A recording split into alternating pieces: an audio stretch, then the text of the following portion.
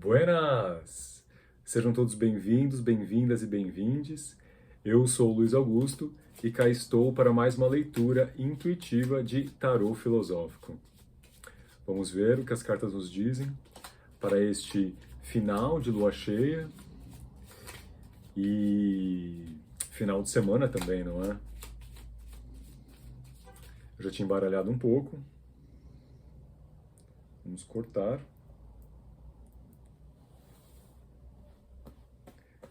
Vou escolher 3 cartas.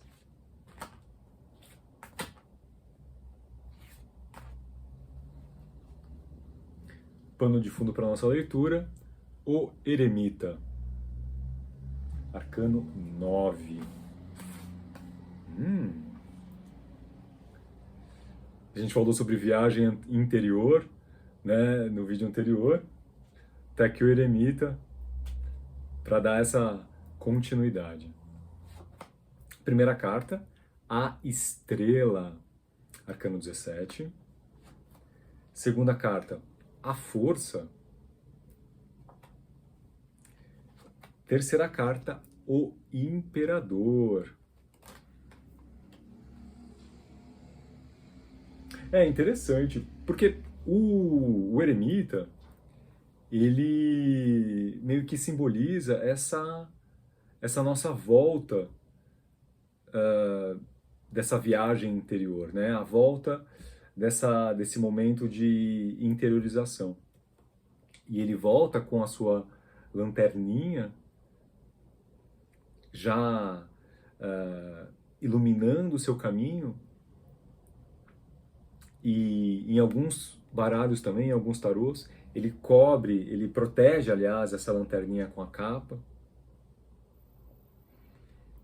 né, como uma forma de simbolizar esse cultivo da sabedoria. E a carta da estrela parece indicar aqui que então essa ação do eremita, quer dizer, mais consciente de si, mais conhecedora, né, de si mesmo, de si mesma, o eremita pode agora, então... E é interessante porque esta carta é a primeira carta dos 22 arcanos maiores, que é ilustrada por uma personagem que está nua, ou seja, ela já está despida dos padrões, das convenções, das máscaras limitantes.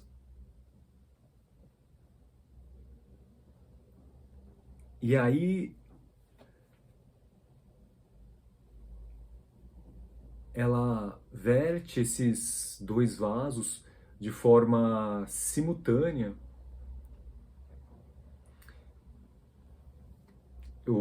Eu gosto de falar dessa carta, que é como se ela simbolizasse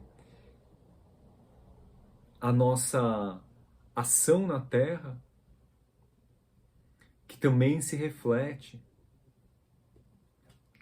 para nossa trajetória, para nossa jornada espiritual. E às vezes a gente esquece disso, não é? Que tudo que a gente faz aqui, de alguma forma, vai se refletir na nossa eternidade, vamos dizer assim. A carta da força, o arcano 11, simboliza o domínio, então,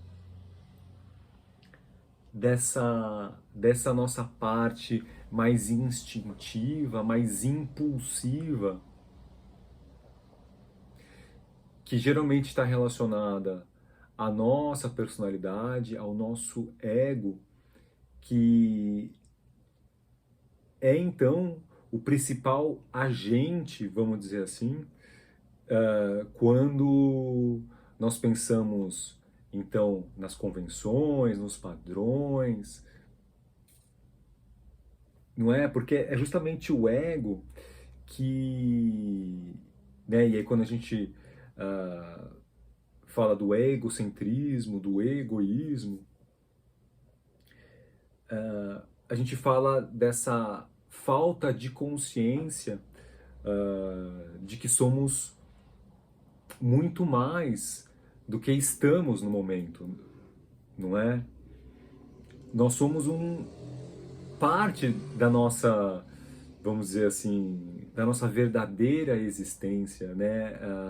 Porque entende-se que no momento que encarnamos é colocado um véu para que a gente não se lembre, né, de toda a nossa jornada,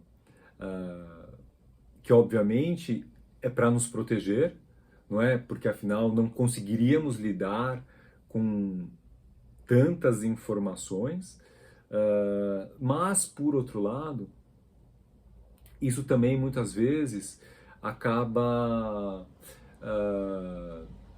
acaba fazendo com que nós esqueçamos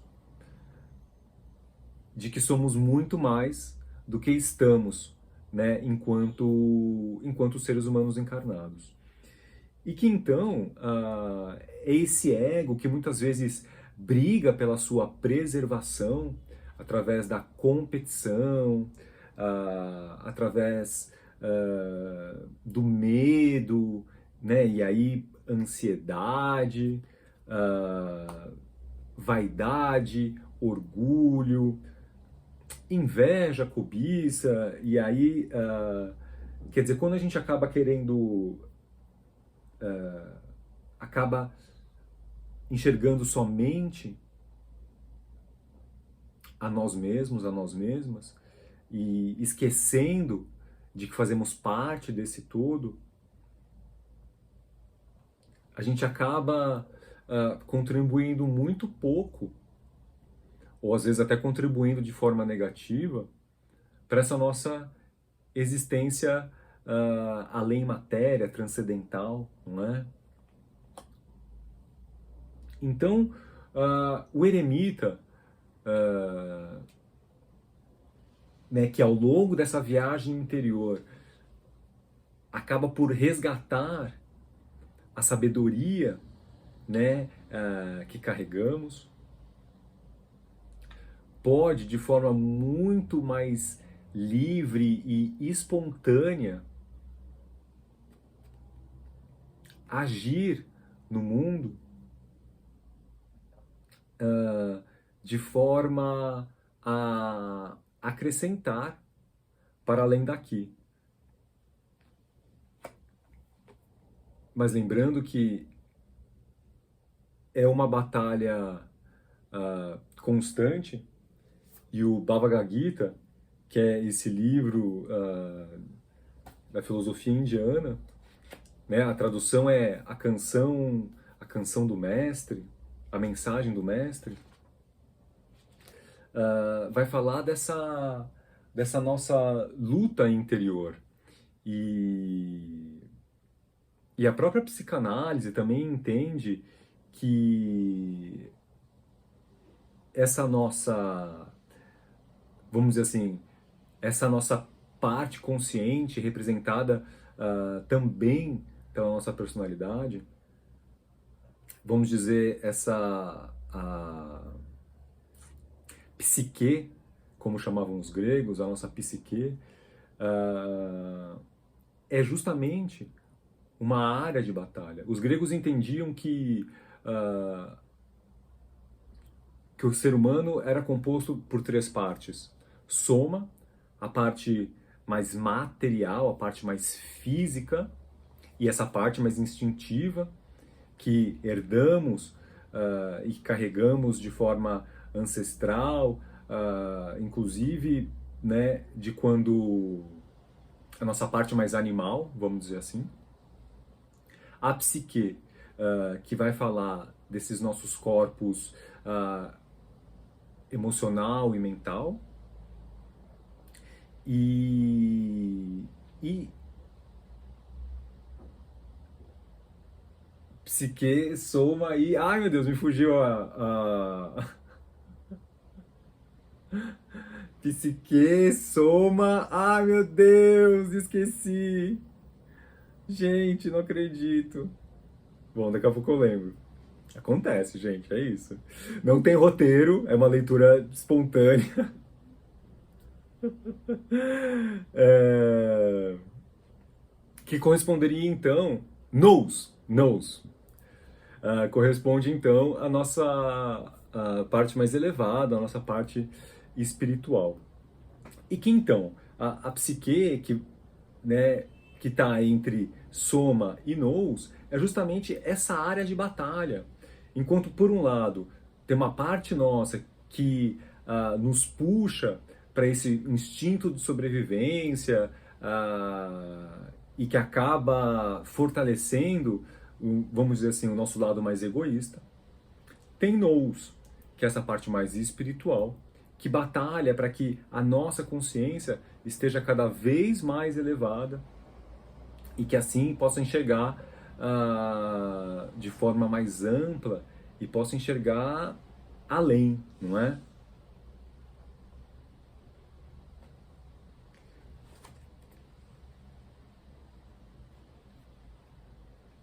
O imperador aqui, com certeza, representa de alguma forma essa nossa força de vontade, não é? Essa busca, né, do domínio de nós mesmos, a busca por controlar as nossas emoções, no sentido de que a gente não necessariamente vai se deixar levar, né, por essa, por essas emoções, por esses impulsos. Eu às vezes gosto de comparar a nossa psique com um ônibus escolar. E quem tem que estar lá na frente, no volante desse ônibus escolar, é a nossa consciência. Ela é a única capacitada, habilitada para guiar esse nosso ônibus. E lá atrás vai ter um monte de criança gritando, chorando, brincando, né? E muitas vezes elas vão querer assim dominar a situação, querem sentar muitas vezes no banco do motorista. E ainda que elas sejam acolhidas, isso não necessariamente significa que a gente permita que elas tomem o controle, né? E agindo de forma passional, não é? A gente tem que ter essa força de vontade que foi então cultivada na nossa viagem interior, não é? Que nos esclareceu sobre o que verdadeiramente importa, né? Sobre a nossa ação no mundo, mas considerando metas eternas em nós, né? É esse autoconhecimento que vai nos manter firmes no trilho. Porque muitas vezes essas emoções, esses impulsos, esses desejos, essas paixões vão nos puxar de um lado para o outro e muitas vezes podem nos desviar do nosso caminho se a gente assim o permitir. Não é? Então a carta do imperador vai falar da importância da força de vontade para que, ainda que muito ah, tentados, ainda que muitas vezes impelidos a, a certas ações, a nossa consciência precisa estar então fortalecida pelo autoconhecimento para que a gente possa se manter então no trilho, né? Para que a gente possa se manter no nosso Dharma, como diria a filosofia budista. Ainda que muitas vezes a gente tenha que abrir mão de certas coisas. Mas lembrando, né? Abrindo mão, muitas vezes, do que é passageiro, do que é temporário, do que é efêmero, não é? E muitas vezes as coisas na matéria, elas são super efêmeras. Minutos, quiçá horas, e às vezes a gente sacrifica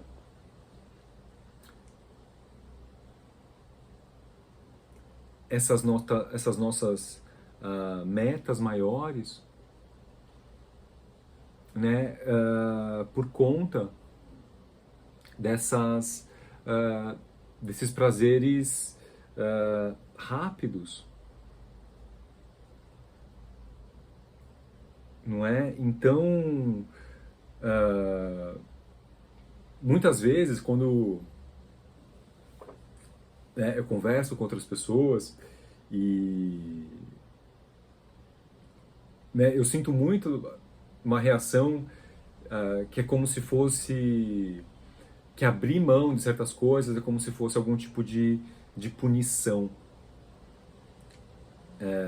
Claro que cada uma vai ter, né, a sua abordagem em relação a esses aspectos da vida, não é? Então não se aplica, né, necessariamente as coisas que eu abro mão, não necessariamente a outra pessoa assim também deve o fazer. Cada um vai ter uma caminhada, não é? Mas que muitas vezes temos sim que abrir mão desses prazeres efêmeros em prol de algo muito maior, isso é muito provável, né? E para isso é necessário que a gente tenha, né, força de vontade e um pouco de domínio, no sentido de que é a nossa consciência que está no volante, né, para que a gente não acabe não saindo da estrada.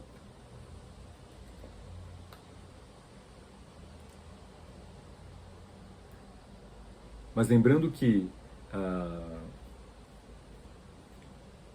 o autoconhecimento, né, é fundamental para que a gente tenha não só clareza dessa nossa parte mais eterna, como principalmente tenha convicção de que esse é o melhor caminho a se seguir, não é? Porque se a gente não caminha o caminho do autoconhecimento, ele é primordial para que a gente não fique só na opinião, né? Ainda que, e eu me lembro quando eu comecei a estudar filosofia, ainda que por milênios grandes sábios e a filosofia clássica aborde esse nosso caminho evolutivo, não adianta só a gente ficar, né, ouvir a teoria e aceitar como um dogma, a gente precisa ter esse aprofundamento, né, dentro de nós, para que a gente possa encontrar esses ecos, não é? E comece a sentir aquilo por dentro, não é? A gente começa a tomar para si essas verdades, não como imposições, mas a gente passa a compartilhar dessa busca, certo? Bom, espero ter ajudado, contribuído, agregado de alguma forma. Se vocês tiverem qualquer pergunta, qualquer questão que vocês gostariam de trazer para o jogo, fiquem à vontade para colocar nos comentários, tá bom? Muito obrigado, shalom e até o próximo vídeo.